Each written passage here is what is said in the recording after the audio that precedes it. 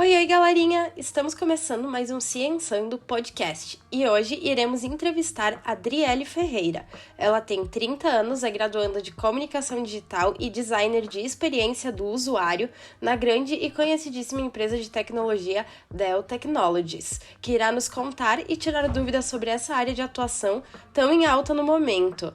Boa tarde, Adriele, tudo bem? Passo a palavra para minha colega Júlia, que irá lhe entrevistar. Então, de início, Adriele, no artigo que embasamos sua entrevista, UX Design, o desenvolvimento de interfaces digitais centradas na experiência do usuário, escrito por Micaela da Silva e José Carlos Correia, descobrimos a definição de UX Design, além de várias outras informações sobre o assunto. Entretanto, você, profissional da área, poderia dar para a nossa audiência uma breve introdução sobre o que é o UX Design? Então, Júlia, basicamente o UX é a experiência do usuário. O que a gente faz? A gente trabalha, assim, toda a jornada do usuário quando você vai usar um aplicativo, que seja Spotify, um aplicativo de banco. Aquelas telas que estão ali, elas não vêm do nada. Elas são baseadas, primeiro a gente faz a etapa da research, né, que estuda quais são as necessidades daquela pessoa para tornar o teu uso de um aplicativo, de um site, ou até mesmo a user experience, na real, ela tá em tudo, sabe? Tanto no offline também como um evento, para que seja a melhor possível, assim. Então, a gente trabalha principalmente primeiro, assim, a gente pesquisa muito quem é o usuário, quem é o público, o que ele precisa, para então começar a prototipar ali uma experiência de aplicativo, de site, de evento. E para depois a gente faz de novo uma rodada de teste com os usuários ali do que a gente está desenvolvendo para que seja a melhor possível para lançar aquilo no mercado, assim. Basicamente, o que a gente faz é trabalhar a experiência do usuário e o nosso foco sempre está no usuário, sabe? Então, que tipo de elementos os criadores de conteúdo podem utilizar para chamar e prender a atenção do usuário para o seu produto? Então, Júlia, a gente tem dentro do UX, da experiência do usuário, uma área, né, que é uma área UX, e dentro tem outras especialidades. Uma delas é o UX Writing, que é um profissional que ele é mais focado justamente em geração de conteúdo. Ele que vai escrever os textos e ali dentro dos aplicativos, num site, que seja num evento. Então, ele trabalha muito focado nisso também, olhando muito para o público ali, né? Porque cada público tem uma maneira de você falar as coisas. Por exemplo, um aplicativo de, sei lá, de violência contra a mulher ou de saúde, você tem que ter em mente que é um público bem cuidadoso. Então, você tem que ter uma palavra, assim, um jogo de palavras e frases e falar de uma maneira bem mais cuidadosa, assim, sabe? Enquanto que para um aplicativo de banco ou de música, tipo, tem uma linguagem, assim, diferente, mas às vezes, assim, mais direta. Então, a chave é muito você olhar o que é o teu público, assim, e fazer pesquisas, assim, tem até testes, né, de palavras, assim, de testar os textos e tudo, assim, é bem aprofundado, assim, é uma área que eu poderia ficar falando várias e várias, essa questão do conteúdo dentro do UX. E tu acredita que algumas empresas, por mais famosas e grandes que sejam, possam perder usuários e clientes pelo fato do site não ser atrativo ou de fácil uso, seja o site, seja o app?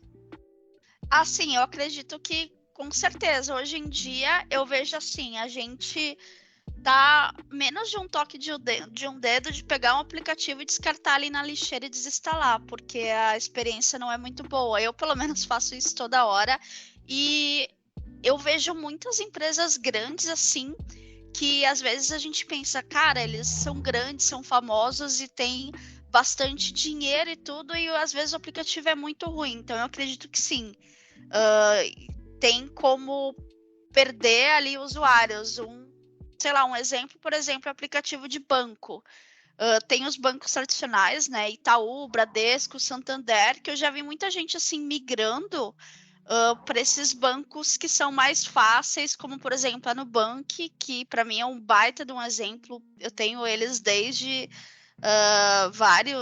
desde o começo ali.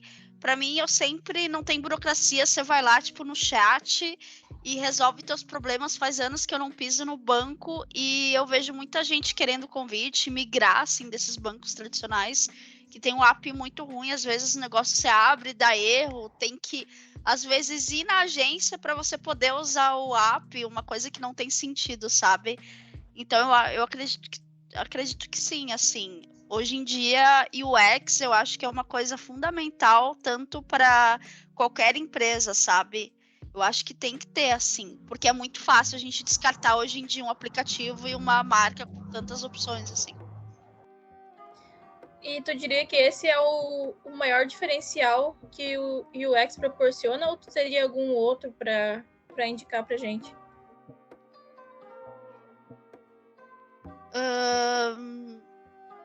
Eu acho que é um dos diferenciais que o UX proporciona, esse negócio que você consegue atrair outros concorrentes, né, clientes e tudo.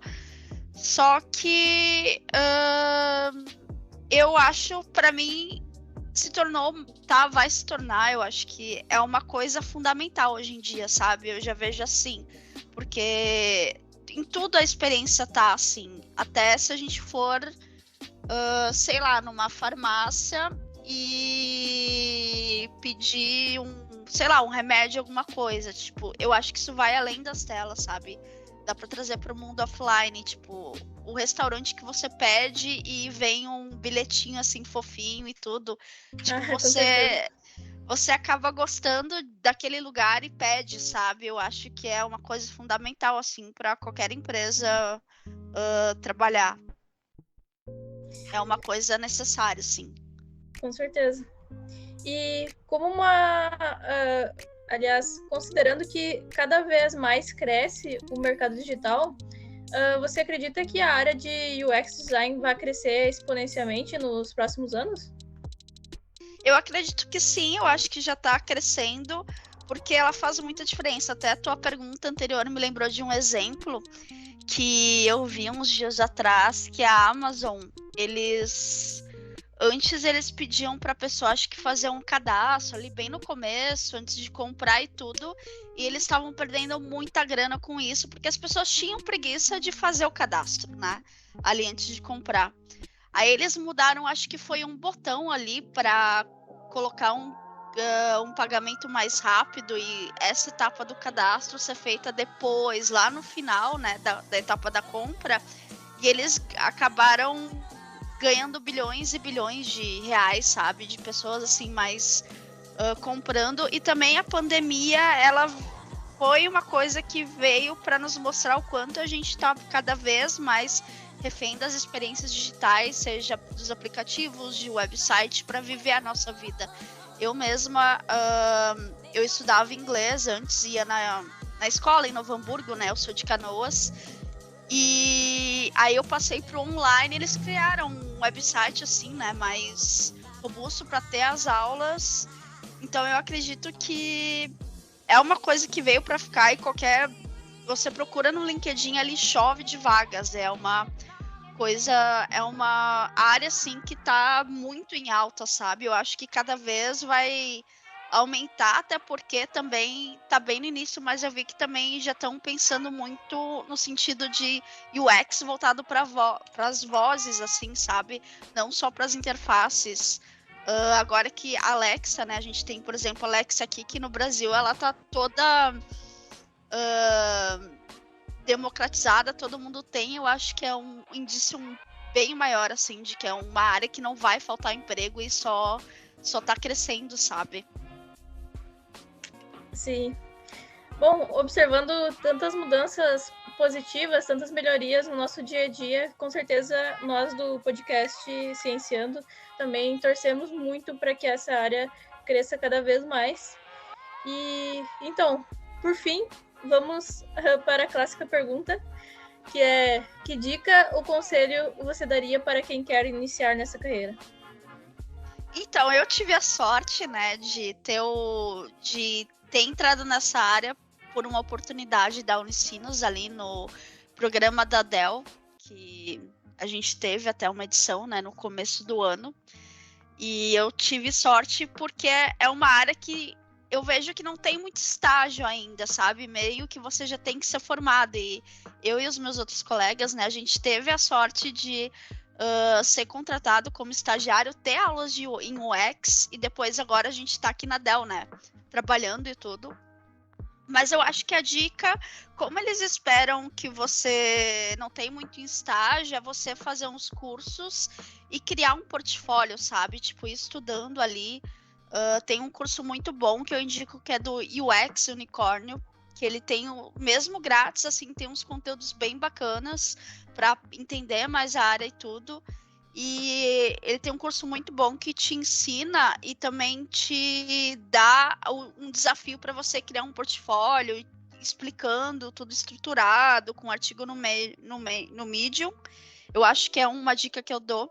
E tem muito material, como é uma área, como eu falei, né, que está bem aquecida, procurar no UX Collective e estudar bastante, né, o que é UX, UX Research, UX Writing, UX UI, que ele é mais voltado para projetar a interface, é ir lá, tentar procurar um desafio, criar teu próprio aplicativo, teu próprio portfólio e se jogar assim nas vagas, sabe? Porque como é uma área muito nova, tem muita vaga, então tá muito grande, mas o importante é você mostrar que tem um conhecimento, que não é só ir lá e desenhar ali as telinhas do aplicativo. É que nem eu falei lá no começo, né?